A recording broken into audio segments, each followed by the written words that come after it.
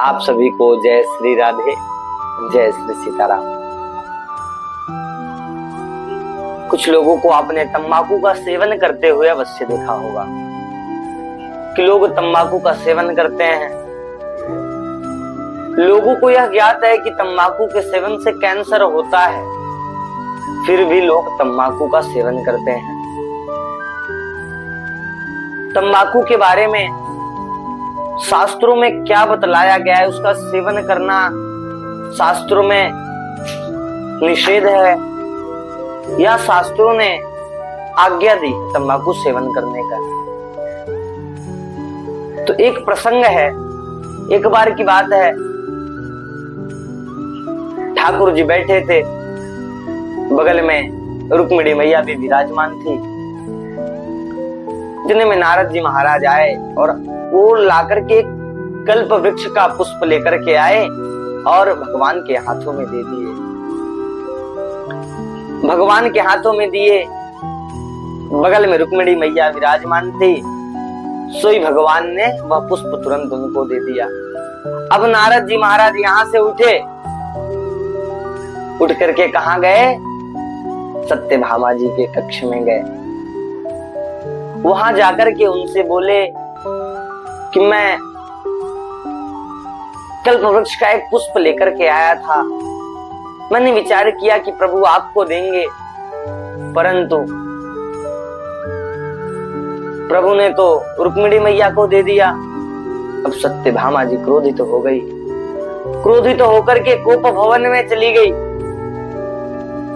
यहां पर ध्यान देने की बात है महाराज, पहले के भवनों में, गृहों में कोप भवन बनाया जाता था या कोप कक्ष बनाया जाता था, ताकि यदि किसी को क्रोध आए तो उस कक्ष में जाकर के क्रोध करे, उस भवन में जाकर के क्रोध करे, ताकि हमारे गृह का वातावरण उससे दूषित ना हो। परंतु आजकल क्या देखने को मिलता है कि सभी के घरों में कलह क्यों मची रहती है? क्योंकि जहां पर देखो वहीं क्रोध आ जाता है। माताएं रसोई में भोजन बना रही हैं, भोजन बनाते बनाते किसी बात को लेकर के क्रोधित हैं और क्रोधित होकर के ही रोटी बेलती जा रही हैं, उल्टा सीधे शब्दों को बोलती जा रही हैं। महाराज, वह अन्न खाने से भी परिवार के सभी लोगों का मन उसी प्रकार हो जाएगा, क्योंकि कहा गया है कि जैसा खाओगे अन्न वैसा हो जाएगा मन। यदि हम लोग क्रोधित होकर के बनाए गए भोजन को ग्रहण करेंगे तो हमें भी क्रोध आएगा। इसलिए भोजन को किस प्रकार से बनाना कि प्रभु का नाम लेते लेते भोजन बनाते रहिए। शयन कक्ष में देखिए, शयन कक्ष में भी किसी न किसी बात को लेकर के क्रोधित हो जा रही हैं, हर जगह क्रोधित हो जाती है। इससे घर का जो वातावरण होता है, जो पारिवारिक वातावरण होता है, वह दूषित हो जाता है। यदि उसको बना करके रखना है तो हर जगह क्रोध करना बंद करना पड़ेगा। स्थान बना लीजिए कि जब क्रोध आए तो बाहर चले जाइए, क्रोध करके फिर से अंदर आइए।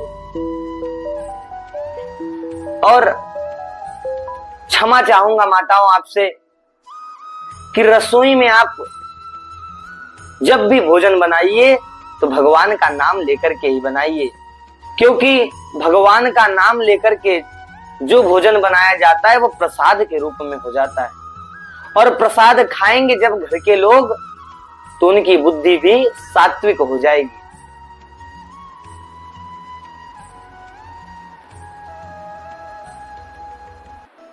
अब सत्यभामा जी कोप भवन में चली गई। ठाकुर जी को ज्ञात हुआ कि कोप भवन में गई हैं, तो उनको मनाने के लिए गए। तो उन्होंने कहा कि जाइए, आप मेरे पास क्यों आए हैं? तो ठाकुर जी ने कहा, क्या बात है, आपको क्या चाहिए? क्या आप किसी वस्तु के लिए क्रोधित हुई हैं? तो सत्यभामा जी ने कहा कि मुझे भी कल्प वृक्ष का पुष्प चाहिए। ठाकुर जी ने बात ही बात में कह दी कि पुष्प की क्या बात कर रही हैं, मैं तो आपके लिए वृक्ष ला करके दे दूंगा। जैसे हो जाता है कभी कभी हम लोग भी बात बात में आकर के कह देते हैं कि इसकी बात कर रहे हो, मैं तो तुम्हें इससे बड़ी चीज ला करके दे दूंगा। ठीक ठाकुर जी ने भी उसी प्रकार से उनको आश्वासन दे दिया कि आप पुष्प के लिए क्रोधित हुई हो, मैं आपको वृक्ष ला करके दूंगा। अब वह प्रसन्न हो गई।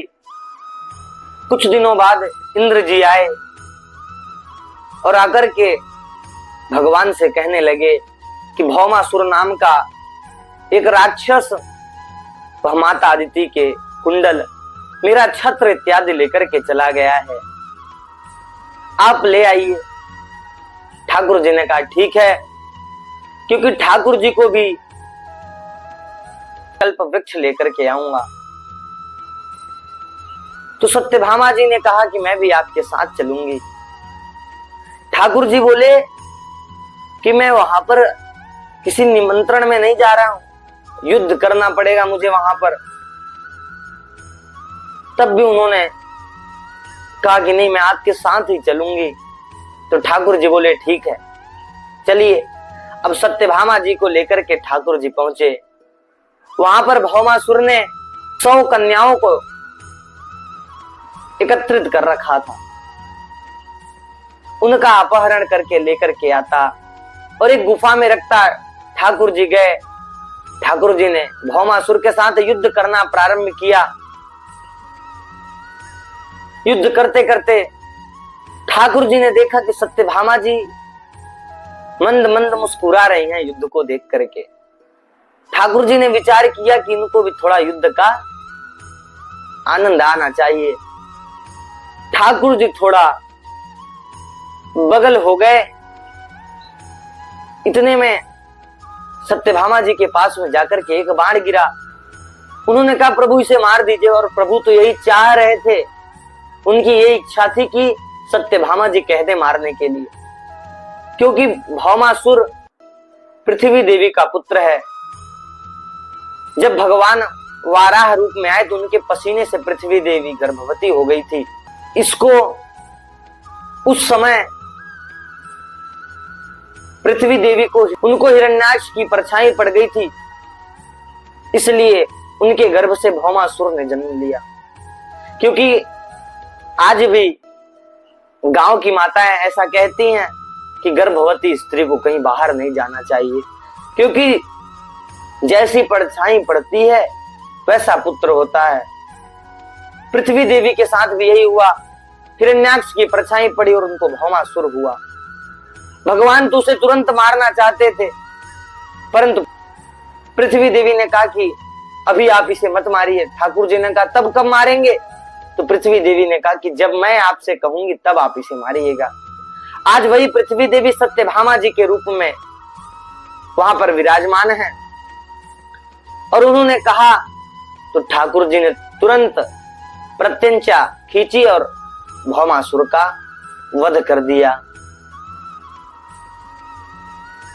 और इससे माता अदिति के कुंडल, इंद्र जी के छत्र इत्यादि लेकर के